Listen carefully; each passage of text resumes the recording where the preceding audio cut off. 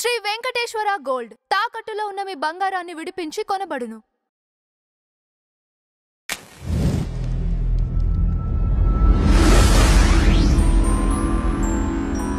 Hello, welcome to our channel. ఈరోజు వచ్చేసి మన ముందు సినీ క్రిటిక్ దాసరి విజ్ఞాన్ గారు ఉన్నారు. ఆయనతో మనం మాట్లాడదాం.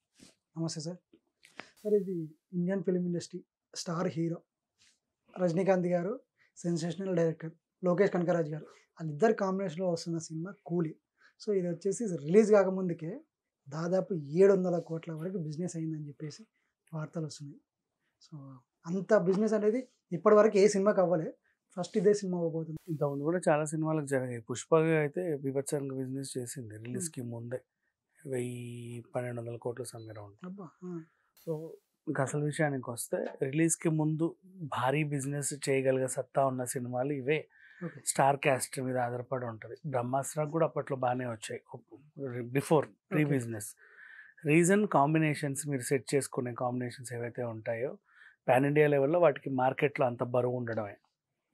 ఇప్పుడు రజనీకాంత్, నాగార్జున కలిసి నటిస్తున్నారు అని తెలుగు వాళ్ళకు ఒక ఆసక్తి, అంతేనా?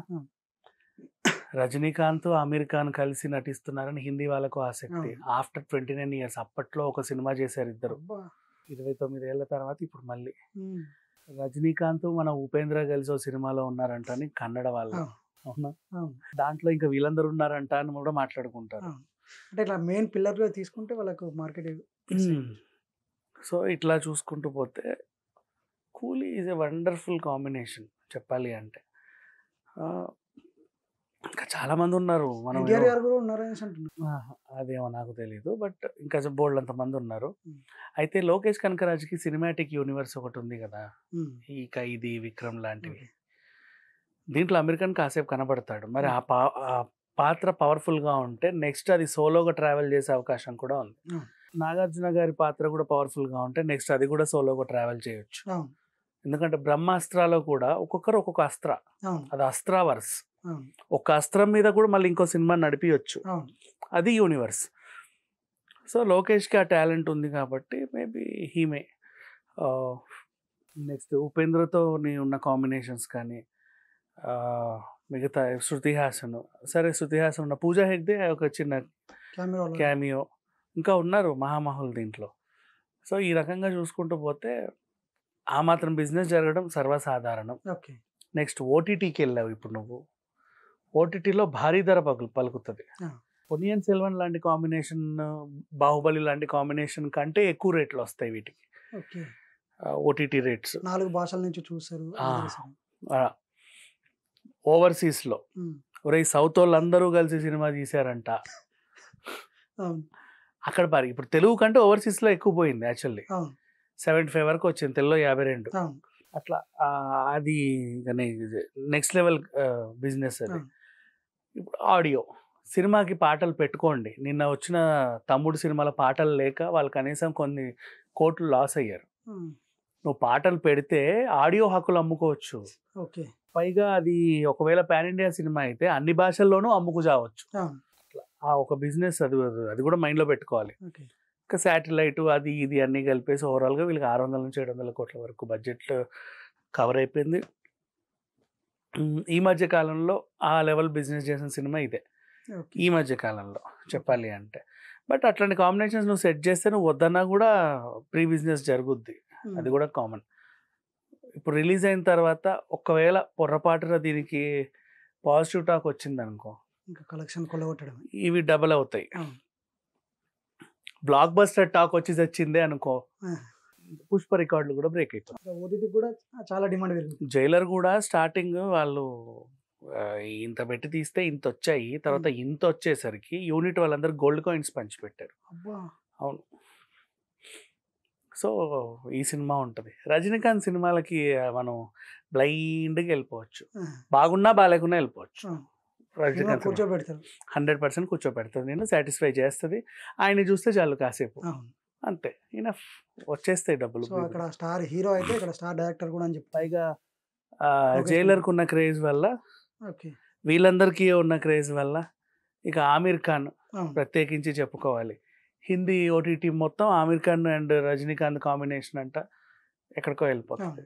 సో ఈ రకంగా చూసుకుంటే వీళ్ళకి వచ్చిన కలెక్షన్స్ మాత్రం నెక్స్ట్ లెవెల్. ఇది ఎప్పుడు రిలీజ్ అవుతుంది? ఆల్మోస్ట్ నెక్స్ట్ వీకే, ఇంకో టైం ఉన్నట్టుంది. కొంచెం ఇప్పుడు వచ్చే కొన్ని రోజుల్లో రిలీజ్ అవ్వబోతుంది. దసరా వరకు దీని హవా ఉంటుంది. సో అక్కడ అందరికి మంచి పేరు అండ్ ఫాలోయింగ్ ఉన్న వాళ్ళే. ఇప్పుడు డైరెక్టర్ కూడా మంచి పేరు అది ఉండేది. సో కాబట్టి ఇవన్నీ చూసుకుంటే బిజినెస్ పరంగా ఒకవేళ యూనివర్స్తో లింక్ పెడితే కనుక దాన్ని చెప్పలేము, ఆపలేము ఎవరు. అంటే ఇప్పుడు ఈ సినిమాను కూడా ఇంతకుముందు కొన్ని సినిమాలు లింక్ చేశారు కదా, ఆ విధంగా మనం లింక్ అవ్వచ్చు అనుకోవచ్చా? చేయొచ్చు, తప్పే ఉంది. ఏ సినిమానైనా లింక్ చేసి, లింక్స్ అంటే నేను చాలా సింపుల్గా చెప్తా చూడు. ఏ సినిమాకి ఏ సినిమా చెప్పినా, ఫర్ ఎగ్జాంపుల్ దేవరా ఉన్నాడు, పుష్ప ఉన్నాడు, ఓకేనా? నదిలో దేవరా కొట్టుకుపోయాడా? లాస్ట్ క్లైమాక్స్లో ఎటో పోయాడు కదా. ఏ నల్లమలలో కూడా తేలవచ్చు, పుష్పాని కూడా కలవచ్చు. చెప్తున్నా, నేను కామెడీ అని చెప్తున్నా కానీ అంటే అర్థం కావడం. సినిమా టు సినిమా లింక్ చేయొచ్చు మా, ఏం ప్రాబ్లం లేదు. అది టీవీ సీరియల్ వాళ్ళు చేస్తున్నారు తెలుసా. ఓ చోట బోనం ఉంటది, ఆ టీవీ సీరియల్ వాళ్ళు ఈ టీవీ సీరియల్ అక్కడ కలుస్తారు, అది మెగా ఎపిసోడ్ అన్నమాట. సీరియల్ వాళ్ళే అంత కలపంగలేదు, మీరు సినిమాలు ఎందుకు కలపలేరు? You can do. మీరు అన్నట్టుగా కూడా ఇప్పుడు దేవరా పుష్ప వచ్చేసి కలుస్తారు అని చెప్పేసి కొన్ని ట్రోల్స్ కూడా నడిచాయి. ఎందుకోసం అంటే ఈయన ఎప్పుడు అడవిలానే ఉంటాడు, దేవరా వచ్చేసి కూడా అడవికే వెళ్ళారు కాబట్టి వాళ్ళు ఇద్దరు కలిసి మళ్ళీ ఏమన్నా సినిమా. అడవి వేరులే, వాళ్ళు ఏదో పేరు చెప్పారుగా, సో అదేం కాదు. But even it's okay, some times ఇట్లా నువ్వు కలపవచ్చు, తప్పలేదు. అట్లా నువ్వు ఏదన్నా ఇప్పుడు ఫర్ ఎగ్జాంపుల్ గేమ్ చేంజర్ ఇబ్బందుల్లో ఉన్నాడు, గాడ్ ఫాదర్ వచ్చి హెల్ప్ చేయొచ్చు, నష్టమేం లేదు మా. ఈ విధంగా కూడా కలపచ్చు, యూ కెన్ డూ. అవును, మల్టిపుల్ గా చేయవచ్చు, సినిమాని కలపచ్చు. ఇప్పుడు మార్వెల్ సిరీస్ అంతా అంతే కదా, స్పైడర్ మ్యాన్, అవెంజర్స్, హల్క్, వీళ్ళంతా థోర్ ఎంత చక్కగా కలిపారు. హ్యాపీగా కలుపుకోవచ్చు, నష్టమేం లేదు. సినిమాలను హ్యాపీగా కలపచ్చు, పెద్ద విషయం కాదు అది. సో అందుకని చెప్పి ఆయన లోకేష్ కనకరాజుకి నచ్చింది ఆ యూనివర్స్. ఇప్పుడు అది కూడా అంతే, బ్రహ్మాస్త్ర కూడా అదొక టైప్ ఆఫ్ యూనివర్స్. ఈ హనుమాన్ కూడా మన ప్రశాంత్ వర్మది కూడా ఒక యూనివర్స్, అది కలుపుకోవచ్చు. దాన్ని ఎన్ని ఎపిసోడ్ చేసుకుంటూ హ్యాపీగా వెళ్ళిపోవచ్చు. వార్ 2లో ఎన్టీఆర్ ఉన్నాడా, ఆయన సోలోగా బయటకు వచ్చి ఆయన మీద కూడా సినిమా రావచ్చు.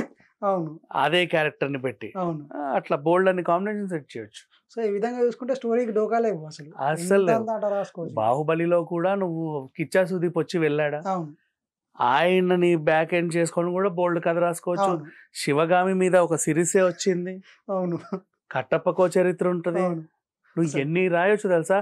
ఆ హలల కుంతల నుంచే కదా ఆవిడ వచ్చేది, మన అనుష్క. ఆ హలల కుంతలో కూడా నువ్వు 2-3 కథలు రాయొచ్చు.